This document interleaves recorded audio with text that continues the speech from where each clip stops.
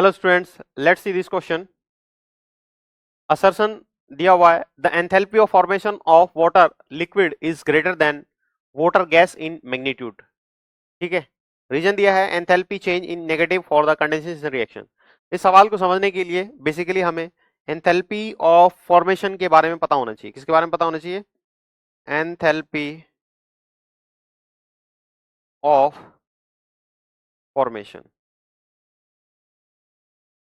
Enthalpy of formation के बारे में पता होना चाहिए। देखिए, अपने को एंथैल्पी ऑफ फॉर्मेशन लिक्विड के लिए ये कह रहा है कि ये ज्यादा है गैस की बजाय। तो एंथैल्पी ऑफ फॉर्मेशन में क्या करते हैं हम, एक मोल लिक्विड के लिए अगर अपने को देखना है, वाटर लिक्विड के लिए, तो हम क्या कर रहे हैं, पहले हम H2 गैसेस एक मोल लेंगे और साथ में हाफ मोल लेंगे किसका, O2 का गैसियस। इसके दौरान जो एनर्जी का चेंज होगा वो क्या कहलाएगा, enthalpy of formation of liquid. ठीक है, तो ये वाली वैल्यू जो है, इसमें बॉन्ड बन रहे हैं, कुछ बॉन्ड टूट रहे हैं, तो ओवरऑल जो एनर्जी निकलेगी यहाँ पे, तो ये डेल्टा एच यहाँ पे जो वैल्यू होगी वो होगी नेगेटिव। ठीक है, और ये है delta H of formation of water liquid. अब ये लिक्विड बन गया, लिक्विड को अपने को गैस में कन्वर्ट करना पड़ेगा।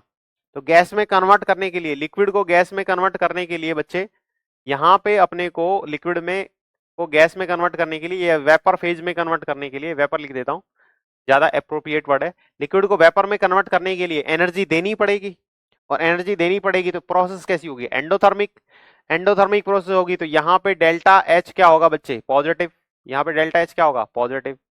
तो यहां से यहाँ पे पहुंचाने के लिए, यहाँ पे, यहां से यहाँ पहुंचाने के लिए, यहाँ पे एनर्जी निकल रही थी, यहाँ पे एनर्जी देनी पड़ रही है। तो ओवरऑल एनर्जी जो यहाँ पे रिलीज होगी, ओवरऑल एनर्जी जो रिलीज होगी यहाँ पे, इसकी वैल्यू सपोज मैं ऐसे लिख देता हूं, यहाँ पे अगर ये y वैल्यू है, माइनस वाई है, और यहाँ पे जो रिलीज होने वाली वैल्यू है ये माइनस ऑफ एक्स है, तो y ज्यादा रिलीज हो रही थी, इसमें से कुछ खर्च हो गई, तो इसका मतलब मैग्नीट्यूड वाइज हम y की वैल्यू जो है वो ज्यादा है किससे, मैग्नीट्यूड जो है y का किससे ज्यादा होगा, x से ज्यादा होगा, है ना। यही स्टेटमेंट में कहा है, the enthalpy of formation of liquid, liquid के लिए एंथैल्पी ऑफ फॉर्मेशन की वैल्यू जो है, वो वाली वैल्यू जो है वो ज्यादा होगी, is greater than the gases form in magnitude. तो ये बात बिल्कुल क्या है, सही है। असर्शन क्या है, असर्शन इज ट्रू। दूसरा रीजन पढ़ो, the enthalpy change is negative for the condensation gas to liquid, है ना, गैस से लिक्विड में कंडेंसेशन में ये एंथैल्पी का चेंज क्या है, नेगेटिव है।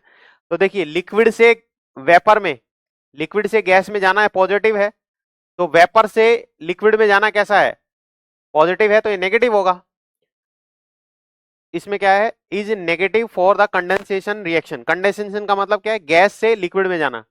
अगर लिक्विड से गैस में जा रहे हैं तो ये पॉजिटिव दे रखा है, और वेपर से किस में जाओगे, लिक्विड में जाओगे, तो कैसा होगा, नेगेटिव होगा। तो ये बात भी क्या है, ट्रू है। ठीक है ना, और इसी की वजह से क्या है, इसका मैग्नीट्यूड ज्यादा है। तो असर्शन भी ठीक है, रीजन भी ठीक है, और करेक्ट एक्सप्लेनेशन है ये करेक्ट एक्सप्लेनेशन है।